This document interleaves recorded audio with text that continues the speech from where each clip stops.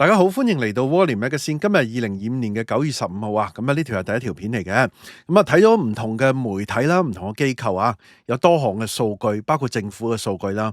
咁啊發現呢，香港年青人啊，似乎咧都幾大鑊，嗰個前景咧非常之暗淡啊。點解呢？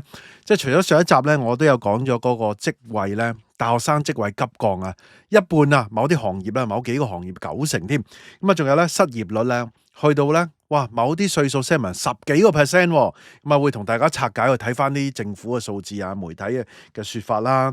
咁啊另一邊廂咧，新增信用卡咧嗰個第二季啊大跌2成喎，幾多啊？接近2成啊，10幾個 percent 2成咁滯啊。咁啊循環貸款咧，亦都係咧差唔多跌2成咁多噶。咁啊仲有咧就係咧預期還款嘅問題咧惡化咗添。咁啊到底呢個係乜嘢一回事咧？不如我哋去片啦，同大家咧逐個新聞同埋咧嗰啲數據咧，同大家攆一攆，同埋討論下、分析下。嚟緊其實仲有一樣嘢係仲大鑊嘅，去片。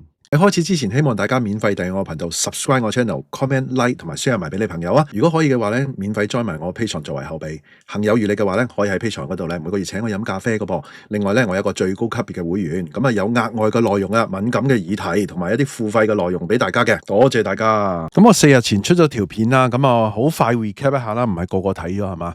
嗱，其實咧大學生嘅就業市場啊，根據咧大學嘅聯校就業資料庫，佢最新嘅統計咧，2025年第一季咧。適合大學生嘅全職職位空缺咧，只有7928個啊，按年咧急跌成51.7%，即係腰斬咗啊！嗱，仲要咧低過疫情時最差嘅時期添。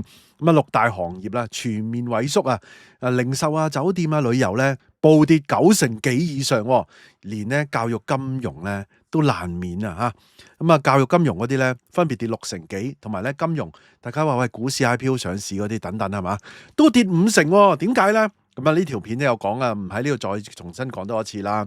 咁啊最弊係咩咧？最弊啊，即係雖然咧嗰個薪酬中位數啊，你減咗咁多人手之後咧，升咗2% 啫。啊，仲要咧面對啊同內地嘅大陸學生咧嚟香港咧，唔單止係爭學位啊等等啦，仲要係咧爭工作求職咧大陸化添。咁啊內地嘅精英嚟香港咧，咁啊有競爭嘅有進步嘅，但係香港嘅本土年青人咧真係要加把勁啦。咁啊真係唔係咁容易啊。咁啱啱咧我又睇咗一個叫做咧 Hong Kong Labour Rights Monitor 啦。咁啊呢個咧。就見到咧一篇文章喎，咁啊佢又寫咧呢個官方嘅統計數字啊，佢引述翻。咁我睇完呢篇文章咧，我又真係引述翻，我睇翻佢引述嗰個政府數據係咪咧又真係？咁一陣咧都會同大家咧一齊嘅高呼嘅。嗱，睇翻官方嘅統計處嘅數據啦，佢話咧5月至7月咧，香港啊15歲至到咧24歲嘅青年失業率咧，去到11.9% 嘅，較上季咧。就急跌咗2個百分點嘅，而係咧近3年嘅新高㗎。而15歲至19歲咧就更加高達咧15.1%嘅喎。嗱呢個就係啦，嗱呢個咧就係7月啦，5月至7月啦。咁啊呢個係15至到19歲嘅15.1%。咁啊當然啦，嗱你淨係講15至19歲咧，嗱呢個係失業啊，即係話咧佢唔係讀緊書啊。你讀緊書嗰啲，你未去到勞動人口嗰度，你唔會叫佢失業噶嘛，係咪先？即係唔讀書啦。嗱唔讀書啊冇乜嘢做啊，都唔係都有嘢做，只係15.1% 失業啫。但係咧一陣再俾大家睇就係話咧15至24歲咧咁闊啦，去到24歲啦，有11.9% 失業啊，比上季咧。多都唔緊要，比上季咧急升咗2個百分點添啊！而從過去4年嘅同期相比咧，今年嗰個升幅咧係最急添㗎，即係咧青年人嗰方面嗰個就業咧，今年係特別惡化咗啊！即係呢個比 general public 咧唔同 all ages 嗰啲咧，唔同歲數嗰啲咧係嚴重好多㗎。嗱，21年至到23年咧，年齡相若嗰個失業率咧係介乎咧即係0.2至到1.3個百分點啊！但係今年咧竟然咧直線啊上升咗大概咧2至到3.8個百分點啊，反映咧呢個問題惡化啦。之前嗰個只係升好少啫，咁啊令人憂心嘅就係咧嗱，根據翻勞權佢嘅講法就係香港政府咧就多年冇即係解決呢個青年失業嘅問題啊，冇乜措施。但係我見到佢哋有好多措施咧，係搶人才尤其是大陸嗰啲高才優才嗰啲人才過嚟香港啦，係嘛？後面到最後咧，我有啲新聞有啲消息啦，俾大家睇睇啊。咁啊嗱，然而咧靠住一套咧老嘅框架咧，咁啊反觀咧南韓、台灣咧喺經濟轉型嘅時間咧，已經推出咗好多針對青年人就業嗰個支援措施，兩者形成強烈對比啦。咁希望咧話政府聽到咧，即係擺翻多啲時間去關顧翻呢啲我哋即係未來社會嘅棟樑啦，係嘛？香港嘅人口已經老化啦，青年人已經越嚟越少，咁都要關顧一下嘅，係嘛？嗱，跟住咧除咗睇咗呢啲數據之後咧，咁我哋又睇翻咧就係嗰個《經濟日報》嘅報導咧，佢個封面寫香港青年嘅失業率咧係6.8%啊，咦？好似好 confuse 啊！嗱，佢呢個就舊嘅，呢個咧係第二季嘅啫。依家因為去到咧個數字最新去到7月噶啦，即係已經係踏入去第3季噶啦。咁即係其實依家呢個6.8咧都升到落去咧7.3噶啦，呢個啦。嗱，你見到呢個7.3係嘛？佢呢個係特定嘅歲數。嗱，呢個咧青年人係咪去到青年去到差唔多中年係嘛？就由20至29歲。成個10年呢個都唔係淨係講緊一個青年係講緊一個代啦，即係10年啊嘛，10年已經一個代噶啦。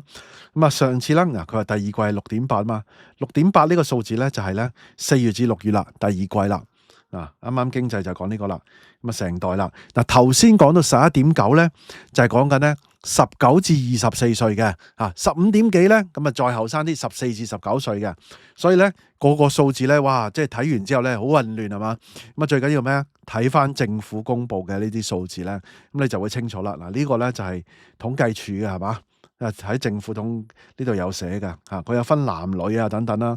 咁好啦，我就當經濟呢個咧，佢成個代咁睇，哇6.8依家7點幾噶啦，嗱呢度7.3噶啦，其實好嚴重喎，大佬，呢個已經個程度嚴重程度咧，成10年嘅人個失業率係等於咧地盤而家建築工人嗰種失業率嘅情況，其實個問題非常之嚴重啊！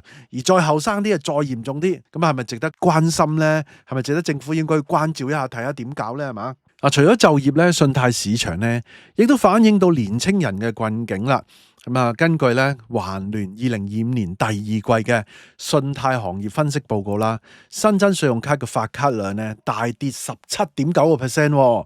哇，18啦，即係嘛？而查詢宗數咧就跌咗2.5%，反映咧金融機構咧依家更加審慎啊。市場嘅需求咧亦都相當疲弱啦。特別咧係 Z 世代嘅消費者啦，新嘅發卡量咧按年下跌1%。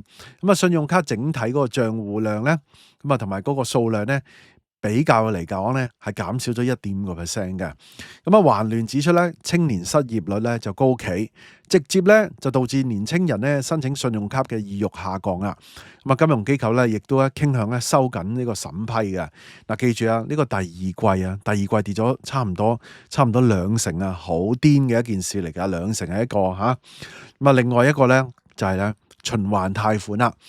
另外值得注意嘅就係咧，喺2025年第一季新增嘅呢個貸款宗數咧，按年跌成17.8% 啊！信貸需求疲弱啊，依家係嘛？係明顯嘅轉弱啊！呢類嘅貸款咧，通常係深受年青人嘅歡迎嘅。申請咧方便啦，金額細，亦都有咧即時流動資金。但係隨住咧青年嗰個失業率高企需求咧大幅收縮啊！我想話咧，佢用呢個 call 6.8% 咧，係由咧19至29歲成一代，即係10年咁多。但係咧，通常新增嘅信用卡咧，啱啱大學畢業出嚟，所以咧你睇嗰個數字更加影響到個新增信用卡咧，即係大學畢業出嚟嘅咧，就似乎係嗰個咧15至到19歲，19歲至到講緊係24歲嗰個，我會覺得係介乎係即係可能18至24歲啦，啱啱跨咗呢兩個 segment啦。咁頭先咧就知道啦，一個15.1%，另外一個咧就11點幾個 percent 嘅咁相當嚴重嘅。6.8呢個亦都誇張啦，即係頭先講嘅，喂大佬28歲29歲，你都失業喎，嗰個情況係嘛？嗱，同時咧另一樣咧都係比較隱憂嘅就係咧，預期還款嘅問題惡化喎，唔單止係申請啦，數據顯示咧60日以上嘅還款期嘅比率咧升到喺0.51%嘅，消費者整體嗰個預期咧亦都升到1.06%嘅喎，金融機構咧亦都因此咧縮減咗推廣活動添啊，特別咧係數碼銀行新增嘅貸款宗數咧按年急跌喎，哇！呢個跌45.4%啊！哇！呢個係咪咧嗰個資產負債表衰退嗰個情況咧？嗱，如果你咁睇咧，年青人咧似乎都消費嘅應該會縮減啦。你失業再加唔係點碌卡啊嘛，係嘛？亦都唔借錢喎，咁嘅情況係嘛？亦都話爭錢啦。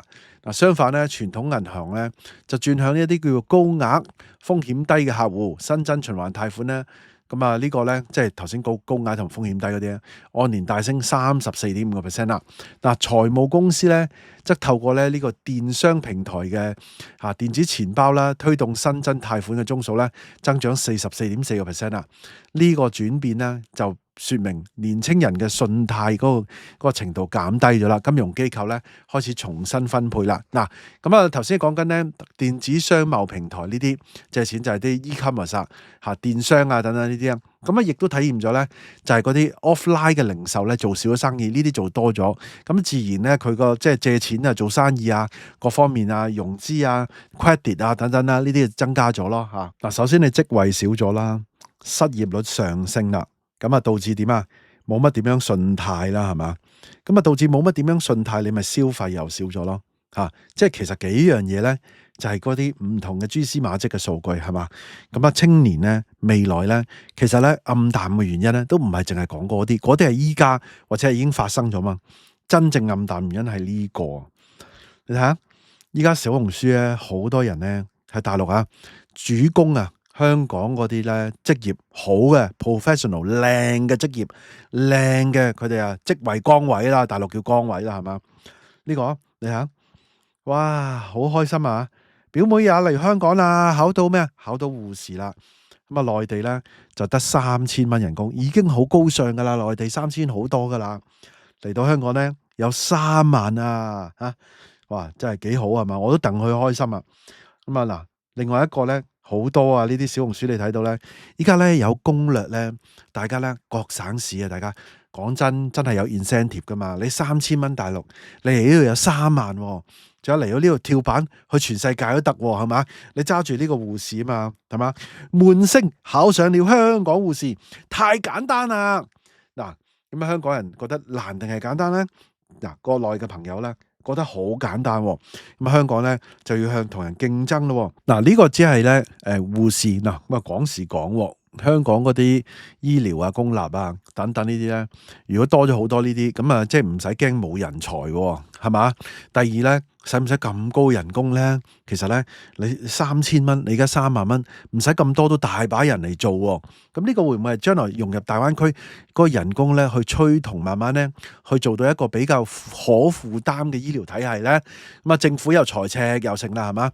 咁但係咧，變咗喂，你去醫生睇話會唔會講國語定係點樣咧？係咪要考埋廣東話等等咧？唔知嗱，喂，呢個岔開咗話題就係想講翻青年人啦。其實咧唔單止係醫療啦，各行各業咧都面對一個競爭。嗱，小紅書都話啦，點解你要驚競爭咧？啲人係嘛？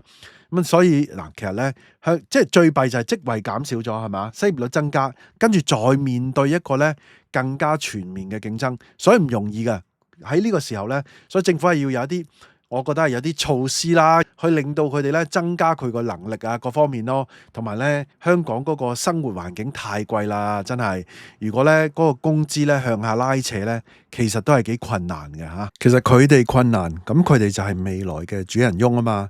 咁香港嘅消費未來同埋香港，喂，譬如你啲樓市，你都係靠佢哋慢慢長大，咁有個需求，咁買樓咁樣噶嘛。如果佢哋人工都少咗嘅，前景又冇嘅，咁你香港啲樓市未來係點樣呢？唔通永遠都係淨係將大陸人推過嚟，由大陸人去買嗰啲樓咩？咁呢件事係咪值得大家討論呢？嗱，好啦，今集內容差唔多，大家唔知點睇咧，不妨喺下低留言啦。大家都聽到嚟呢度啦，希望大家 like 埋呢條片啦 ，share 埋俾朋友，記得未 subscribe 嘅要 subscribe 埋啊，可以嘅話 join 埋我 Patreon啦，多謝收看，拜拜。